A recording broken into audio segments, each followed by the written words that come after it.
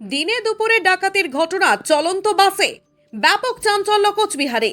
কোচবিহার ঘোকসাডাঙ্গা থানা এলাকার হাইরোড সংলগ্ন স্থানে চলন্ত বাসে ডাকাতির ঘটনা ঘটার অভিযোগ উঠল। ঘটনায় আহত বাসের চালক। ব্যাপক চাঞ্চল্য ছড়িয়েছে এলাকায়। ডাকাতির সময় এক রাউন্ড গুলি চালানো হয় ডাকাতদের পক্ষ থেকে বলেও স্থানীয় বাসিন্দারা জানিয়েছেন। বাসের একজন মহিলা যাত্রী পরিষ্কার বললেন, মুখ ঢাকা অবস্থায় 3 থেকে 4 জন বাসে উঠেছিল ফালাকাটা থেকে। তাদেরকে দেখেই সন্দেহজনক মনে হয়েছে। কিছুক্ষণের মধ্যে অর্থাৎ ঘোকসাডাঙ্গা হাইরোড চৌপথি পার হওয়ার পরেই তারা প্রথমে একটি গুলি চালায়। এরপর কুরুল নিয়ে বাস চালকের উপরে চড়াও হয়। তবে বাসের অন্যান্য যাত্রীদের থেকে কোনো কিছু তারা নেয়নি। বাসের অন্যান্য যাত্রীদের কথায় বাসে 3টে পার্সেল ছিল। মূলত ওই 3টি পার্সেল নেওয়ার জন্যই ওই দুষ্কৃতীরা বাসে উঠেছিল বলে মনে করা হচ্ছে।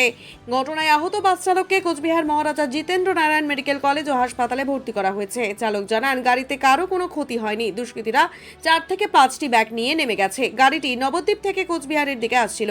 প্রতিদিন এই গাড়িটি চলাচল করে এই রাস্তা দিয়ে। এই ঘটনাস্থলে পৌঁছায় উত্তরবঙ্গ রাষ্ট্রীয় পরিবহন সংস্থার চেয়ারম্যান তথা কোচবিহারের প্রাক্তন সাংসদ পার্থপ্রতিম রায় এবং যুব তৃণমূল সভাপতি কমলেশ অধিকারী। পার্থপ্রতিম রায় প্রশাসনের কাছে দাবি জানিয়ে বলেন, অবিলম্বে দূরপাল্লার গাড়িতে সিসিটিভি ক্যামেরা বসানোর ব্যবস্থা করতে হবে। ঘোকসাডাঙ্গার সম্পূর্ণ রাস্তাটি প্রায় ফাঁকা অবস্থাতেই থাকে, তাই দ্রুত এই রাস্তায় নজরদারির ব্যবস্থা করতে হবে। পুলিশ চেকিং এর ব্যবস্থা আরও জোরদার করতে হবে। একই সঙ্গে রাস্তায় সিসিটিভি ক্যামেরা বসানোর ব্যবস্থা করতে হবে। তবে প্রকাশ্য দিবালোকে এই ঘটনা ঘটায় রীতিমতো চাঞ্চল্যের সৃষ্টি হয়েছে কোচবিহারে। এর আগে বিগত দিনে রাতের অন্ধকারে কিছু ডাকাতির ঘটনা ঘটলেও প্রকাশ্য দিবালোকে এই ধরনের ঘটনা কোচবিহারের ইতিহাসে অতীত। অবিলম্বে ঘটনার সম্পূর্ণ তদন্তের দাবি করা হয়েছে কোচবিহারের বিভিন্ন মহল থেকে। ইতিমধ্যে ঘটনার তদন্ত শুরু করেছে ঘোকসাডাঙ্গা থানার পুলিশ। ঘটনায় এখনো পর্যন্ত কাউকে গ্রেফতার করা সম্ভব হয়নি বলে পুলিশ সূত্রে জানানো হয়েছে।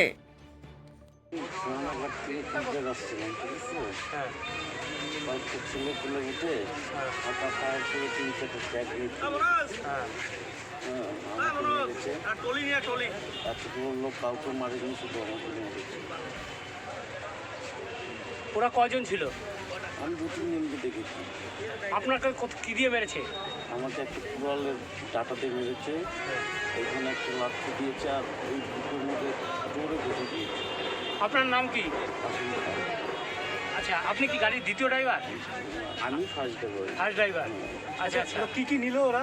এসে সে কি বলতে নিল? কোনো ব্যাগ নিয়ে গেছে। আচ্ছা, এইটুকু জানি। আর গাড়িটা কোথা থেকে আসছিল?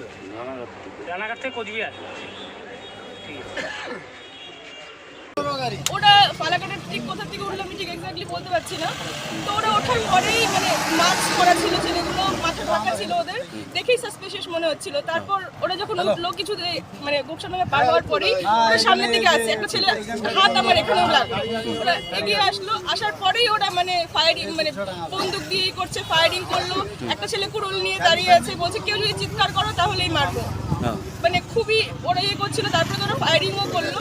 তারপরে গাড়ি থামিয়ে তারপরে ওরা বেরিয়ে একটা গাড়ি নিয়ে চলে গেল। কারো কোনো ক্ষয়ক্ষতি হয় নাই তো? ক্ষয়ক্ষতি তো হয়নি, কিন্তু একজন পেছন থেকে হয়তো লাফ দিয়ে পালানোর চেষ্টা করেছিল, মানে প্যাসেঞ্জারই ছিল, ভয়ে লাফ দিয়ে পালানোর চেষ্টা। আপনি কি এই বাসের যাত্রী? আমি এই বাসেরই যাত্রী। আমি আমার নিজের গলার চেন আমি ছিঁড়ে আমি মানে আংটি খুলে সব ভাবছিলাম যে আমাদের থেকেও হয়তো নিয়ে নেবে। ঠিক নেয় নাই তো? না, ঠিক আছে, আপনি থাকেন। ঘোকসাডাঙ্গা পার করে আমাদের 6-7 জন মিলে ধাওয়া করে গাড়ির মধ্যে অ্যাটাক করেছিল, নিয়ে গেল সব। তো নিয়ে গেল মানে কি 4-5টা ব্যাগ নিয়ে গেছে, শুধু 3-4টা ব্যাগ নিয়ে গেছে, হাত ব্যাগগুলো। সেরকম পাবলিকের কোনো ক্ষতি হয়নি। যা ক্ষতি হয়েছে ড্রাইভারকে মারধর করেছে এইটুকু। ওরা কতজন ছিল? 6 থেকে 7 জন। কি কি ওদের কাছে কি কি অস্ত্র ছিল? একটা গান ছিল, একটা গান দেখতে পেয়েছি, একটা হাতের লোহার কুড়াল ছিল, এইটুকু দেখতে পেয়েছি। তারপরে কার হাতে কী ছিল ঠিক বলে উঠতে পারছি না। গান থেকে কি গুলি চালিয়েছিল? ফায়ার হয়েছে। আর কারো কোনো ক্ষতি হয়েছে কি? না, কারোর কোনো ক্ষতি হয়নি। যা ক্ষতি হয়েছে ড্রাইভারেরই ক্ষতি হয়েছে, তবে গানের কোনো ইয়ে লাগেনি। গাড়িটা কোথা থেকে কোথায় যাচ্ছিল? এটা নবদ্বীপ থেকে কুচবিহারের দিকে রওনা আসছিল। আপনি কি বাস চালক? না, আমি প্যাসেঞ্জার। প্যাসেঞ্জার। আমি প্যাসেঞ্জার। আপনার বাড়ি কোথায়? কোথেকে উঠছে? আমার বাড়ি হচ্ছে মালদা কালিয়াচক। আমি কালিয়াচক থেকেই উঠেছি। যে যে ভর্তি আছে তার নাম কি? অসীম পাল। উনি কি ড্রাইভার? হ্যাঁ, উনি ড্রাইভার। আপনার নাম? রফিকুল ইসলাম। কোচবিহারে এ ধরনের ঘটনা বহুদিন বাদে আমরা রাতের অন্ধকারে 2-1টি এরকম ডাকাতির ঘটনা শুনেছি, কিন্তু দিনের আলোয় এরকম রাস্তার গাড়ি দাঁড় করিয়ে ডাকাতি, সেটা একটু ভাবাচ্ছে। পুলিশ প্রশাসন ইতিমধ্যে ঘটনাস্থলে এসেছে। দূরপাল্লার একটি গাড়ি মহাপ্রভু, যেটি নবদ্বীপ থেকে কোচবিহার প্রতিদিন যাতায়াত করে, সেখানে মাঝপথে যাত্রী সেজে কিছু দুষ্কৃতী উঠলো এবং তারপরে তারা ফাঁকা রাস্তায় এসে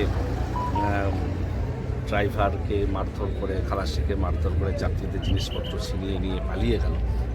এটা খুবই একটা আতঙ্কের বিষয়। কেন এমনটা হলো, কারা করলো, কারা এর পেছনে জড়িয়ে রয়েছে, আর সবটাই পুলিশকে দিয়ে দিয়েছে। জেলা police super, additional police super তারা নিজেরাই এসেছে, তদন্ত করছে। গাড়ির খালাসি অ্যাসিস্ট্যান্টের সঙ্গে কথা বলছে। ড্রাইভার অসুস্থ বলে তাকে হাসপাতালে নিয়ে যাওয়া হয়েছে। এখানকার স্থানীয় মানুষ সূত্রে আমরা খবর পাই, আমরাও ছুটে আসি, আমরাও খোঁজ নেওয়ার চেষ্টা করছি। আমি নিজেও যেহেতু পরিবহন ব্যবস্থার সঙ্গে যুক্ত রয়েছে, উত্তরবঙ্গ রাষ্ট্রীয় পরিবহন নিগমে, আমাদেরও দূরপাল্লার গাড়ি প্রতিদিন কলকাতা, বালুরঘাট বিভিন্ন রুটে চলে, রাত্রে চলে।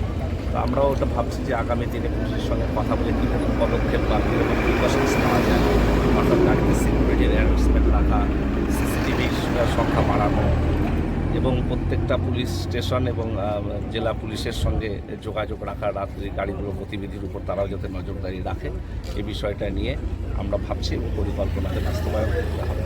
এ ধরনের ঘটনা আর যাতে না ঘটে সেটাও আমাদের আগে থেকেই প্রিকশনস দিতে হবে। তবে আমি আশা করছি পুলিশ যেভাবে তৎপর হয়েছে, কারা এই ঘটনার সঙ্গে যুক্ত বা কারা দুষ্কৃতী সেটা খুঁজে বের করা সম্ভব। এই যে বারে বারে প্রশ্ন উঠছে আইন শৃঙ্খলা নিয়ে, ফের একবার তো দিনের বেলা এরকম একটা ঘটনা, বন্দুক নিয়ে সব মানুষের হাতে হাতে বন্দুক চলে আসছে, অস্ত্র চলে আসছে, আইন শৃঙ্খলা নিয়ে প্রশ্ন উঠছে না পুলিশের অনুযায়ী? না, আইন শৃঙ্খলার প্রশ্ন নয়, বিষয়টা হলো একটা উদ্বিগ্নতার পরিবেশ তৈরি হচ্ছে। কেন এমন ঘটনা দিনের বেলায় ঘটছে, এটা আমাদের ভাবাচ্ছে। নিশ্চিত প্রশাসন এই ব্যাপারে উদ্যোগ গ্রহণ করবে। কোথা থেকে দুষ্কৃতীরা আসছে, তাদের হাতে অস্ত্র কীভাবে আসছে, সবটাই তারা খতিয়ে দিয়েছে। আমরা আশা করি পুলিশ আরও বেশি তৎপর হয়ে অস্ত্র উদ্ধার করুক এবং দুষ্কৃতী এই ধরনের ঘটনার সঙ্গে কারা যুক্ত বা কাদের লিঙ্ক রয়েছে সেই বিষয়গুলো তারা যথোপযুক্তভাবে উদ্যোগ নিয়ে সেগুলোকে ধরুক এবং একটা যে বাতাবরণ, শান্তির বাতাবরণ রয়েছে সেটা চেষ্টা করছে। বলা হচ্ছে যে বন্দুক নিয়ে এসেছিল, অস্ত্র নিয়ে এসেছিল। এটাও শোনা যাচ্ছে, একটা ফাঁকা আওয়াজ কেউ শুনেছে, কিন্তু সেটা এখনও পুলিশ কনফার্ম করতে পারছে না। আমরাও স্থানীয় মানুষের সঙ্গে কথা বলছি, সকলে বলছি যে তারাও একটা আওয়াজ শুনেছে, কিন্তু কেউ আহত হয়নি, কেউ দ্বারা, কিন্তু ড্রাইভারকে মেরেছে এটা জানতে পারা গেছে।